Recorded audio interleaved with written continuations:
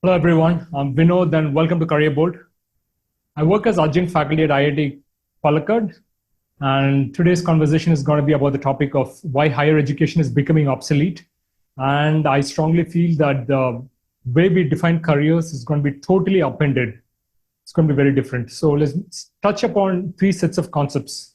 What is happening to careers and higher education? I'm going to touch upon that first, then move over to what is the future of jobs and careers. And the third section is going to be what you can do, knowing that the future is going to be no way similar to the present. Okay, let's touch on the first topic, which is about why I think higher education is becoming obsolete.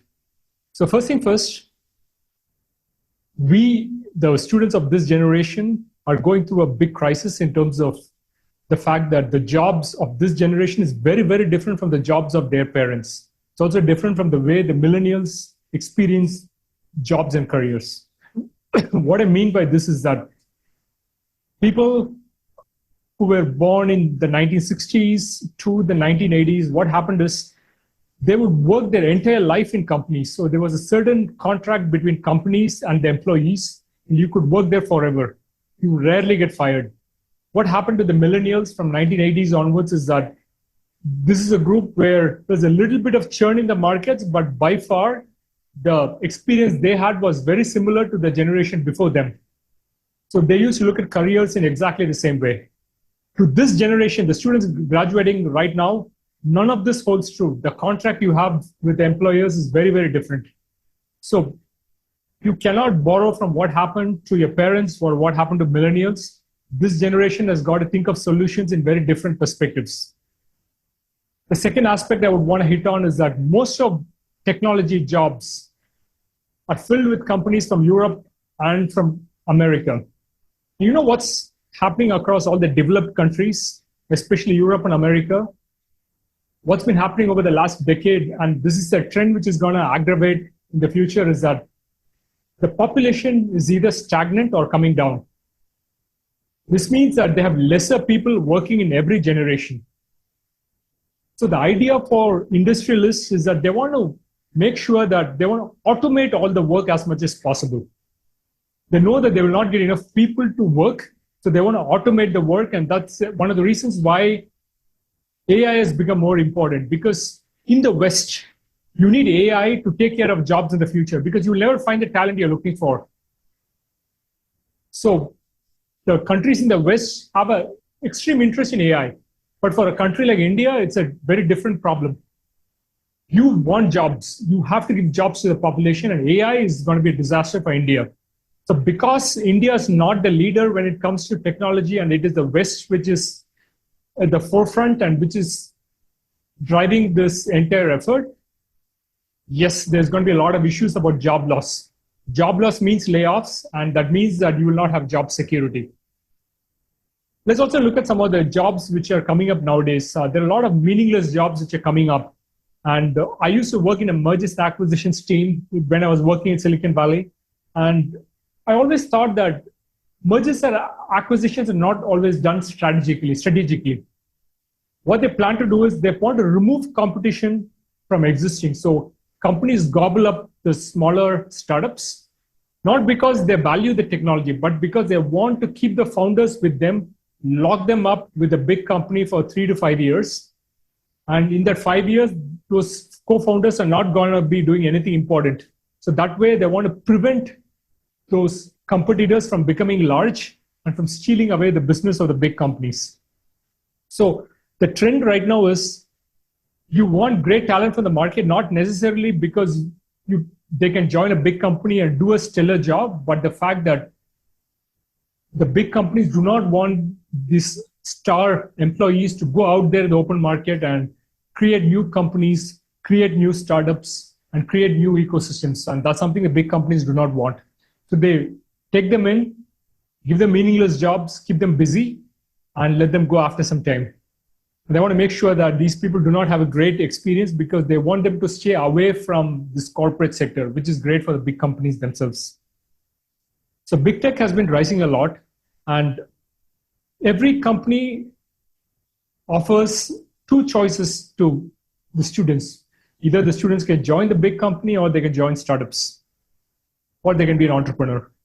So the fear of these big companies is necessarily of startups and entrepreneurs. And that's why they're trying to make sure that the entrepreneurs do not grow, the startups do not grow and become a big rival in the future. So let's go to the second section of today's conversation, which is about what would the future look like, looking at all these assumptions I talked about earlier. First thing first, jobs and joblessness will go together. In the future, I feel that you cannot be having an entire career working in one company. You may not even have a couple of years working in one company. You're going to be spending maybe 1 year, 2 years, at max 3 years. But then within 1-2 years, you've got to think of the next job and move on. So joblessness is going to be a trend of the future. There's nothing going to be a permanent job in the private sector. Companies always used to present themselves as a family.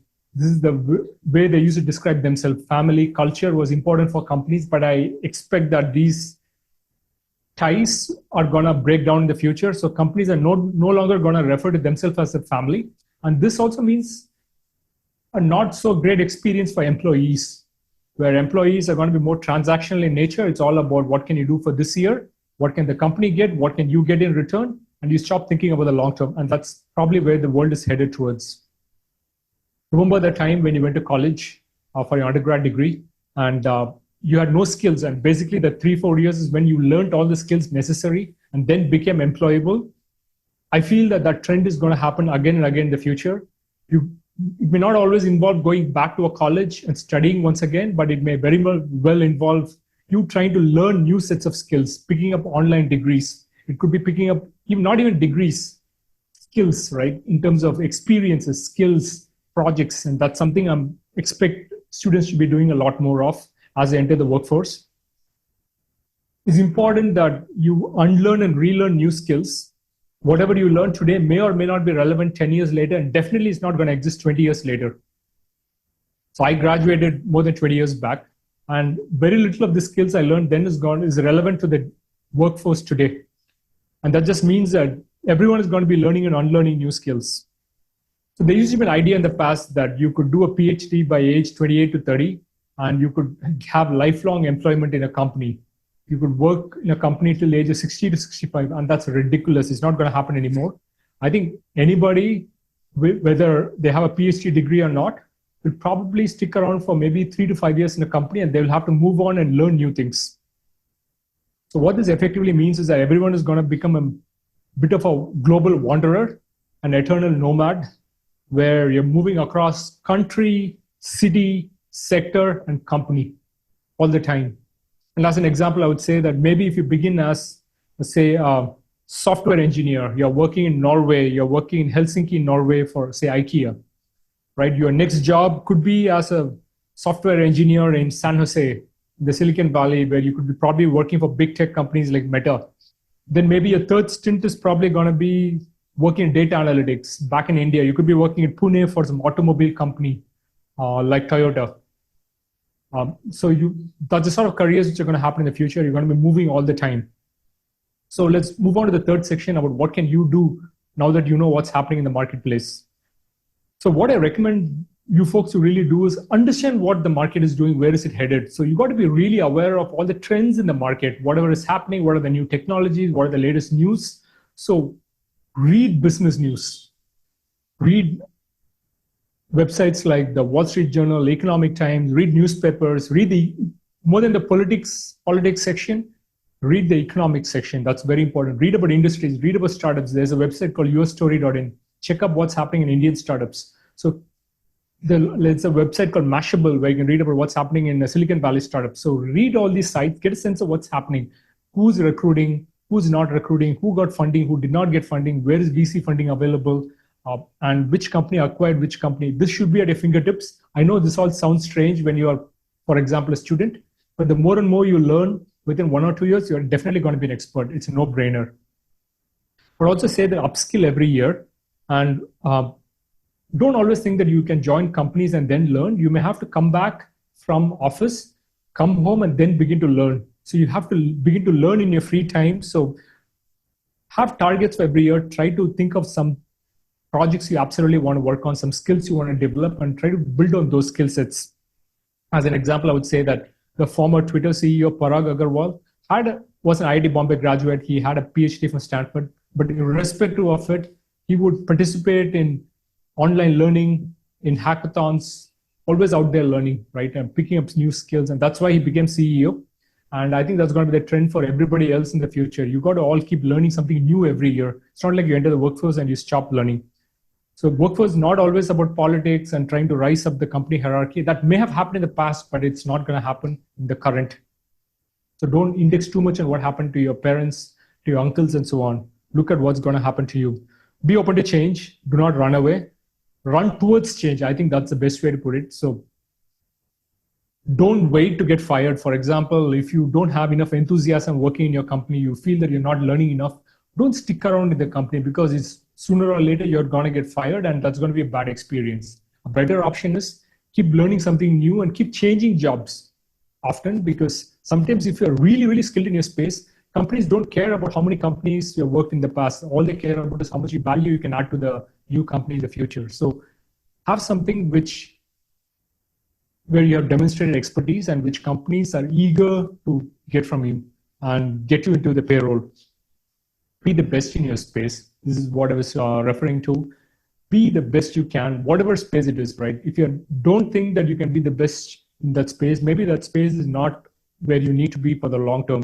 Yes, short term, you can probably work in certain jobs, make some money very quick, like consulting jobs, investment banking jobs, but think earnestly about where do you want your career to be? Where is it you want to spend your entire life in terms of creating something from scratch? Like, ask those sort of questions. So as a student specifically, I would offer maybe 3 tips before I end this conversation. So the first tip is that as a student, do not always super specialize, right? Right now, for example, if you're a computer science student, don't always take courses only in computer science and in data analytics and machine learning and AI and so on. Think of taking different courses in other disciplines. For example, take courses in economics. This could help you in understanding corporate strategy. Steve Jobs, as an example, took courses in calligraphy, and this is what helped him in terms of designing Apple fonts and Microsoft fonts. So you never know how different skills can come in valuable. CS skills you can always learn. Even if you leave a college or university, even after you graduate, you can always go to HackerRank, you could go to LeetCode. There are a lot of websites where you can keep practicing code and picking up coding skills. So don't fret over coding skills when you were in university. Just try to be flexible with the curriculum. I think that's important. Second thing, in terms of tip for students, is forget grades. It doesn't matter what grades you get. Try to get okay grades, not very poor grades, but then too high a grade means that you did not optimize your learning experience and you're chasing only grades. Nobody really cares about your grades, and it's all about what value you add, what skills you can talk about, and that's important.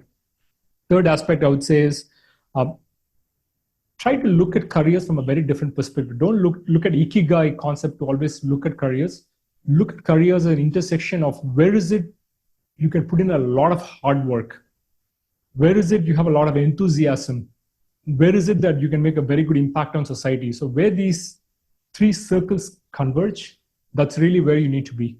So whatever you got to be long-term, if it's going to be sustainable, if it's going to make you feel comfortable, it's a place where you can effortlessly do hard work. That's one aspect.